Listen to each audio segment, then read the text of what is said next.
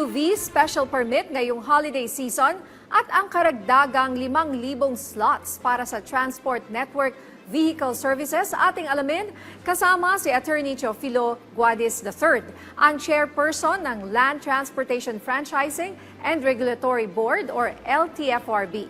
Attorney Guadis, magandang tanghali po. Gandang tanghali po sa inyo at saka sa lahat ng mga nakikinig at nanonood po sa ating stasyon. Magandang tanghali po. Attorney, kailan po nagbukas itong aplikasyon para sa special permit ng mga PUV ngayong holiday season? Nag-start na po nitong Lunes. Ngayon po, nagbibigyan na po kami which will take effect on December 20 up to January 5. Originally po, it's December 15 sana pero masyado pa pong maaga, sabi ng board. So, inatras namin. Pero yung length of time naman po is tinagalan namin hanggang January 5. Pwede na po silang kumuha ng special permit sa mga bus na gusto pong bumiyahe sa probinsya. Kumusta po ang inyong paghahanda para sa holiday Christmas rush ngayong taon at ano po yung mga inihanda ninyong security at safety measures lalo na po sa mga terminal sa buong bansa? Meron na po akong kautusan sa lahat ng aking mga tao sa LTFRB. Number 1 po, nasa bus station po sila at siguraduhin bago po umahi yung bus, siguraduhin na akop yung kanilang rota dun sa pupuntahan nila. Halimbawa po, kung ang in-applyan mo is Manila to Ilocos Norte, pagkatapos ang pupuntahan mo pala ay Bicol, ay hindi pa ang kopyan, kaya yun monitor po namin. Number 2 po, minomonitor din po namin yung kaayusan ng bus.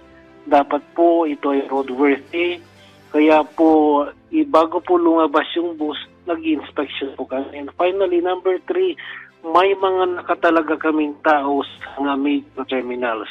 Pag kulangin yung mga special buses po, merong on the spot na tao na magbibigay po ng special permit. Sa ibang usapin naman po, sa kabila po ng pag-aproba ng LTFRB sa additional na 5,000 slots ng TNVS, ay pahirapan pa rin daw po ang paghahanap o pag-book ng mga commuter ng taxi or TNVS ngayon. Ano po ang hakbang ng LTFRB para po matugunan ito? Ma'am, gumawa po kami ng pag-aaral dyan. Kahit nasabi mong 5,000 yung in-approve namin, ayon din sa nakita namin, hindi naman sabay-sabay po yung 5,000 bumabiyahe dyan.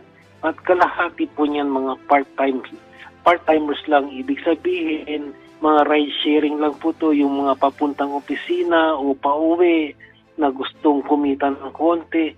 So, hindi ho ito totally an answer to the transport problem ho. Kaya ang ginagawa namin is iniinganyo namin yung meron mga TNVS na sana po haba-habaan ho nila yung biyahe nila.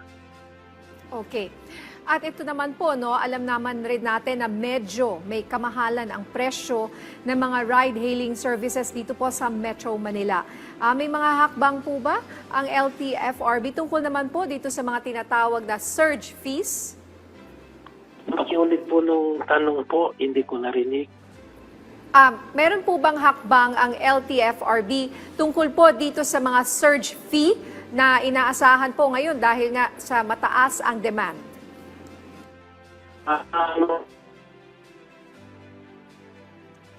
Wala na ho tayong magagawa dito kasi 5,000. Ito na ang maximum na pwede ho namin ibigay sa ngayon. And hopefully po, masatisfy po to. Although on the other hand po, kinakausap namin yung mga regular taxis na baka pwede dalas-dalasan ang ilang mga biyahe. Same thing with motorcycle taxi po.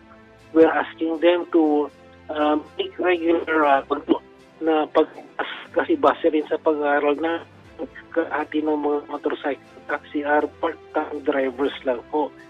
And they only go out before 8 o'clock and after 5 o'clock and on Saturdays and Sundays lang. Okay. Tungkol naman po dito sa surge fee, meron po ba tayong mga ginagawa para mapababa po itong tinatawag nating surge fees o yung pagtaas ng presyo lalo na po sa mga ride-hailing services? Yung saan po yun, ma'am? Okay. Balikan na lang po Ma'am, na... hindi ko pumarig.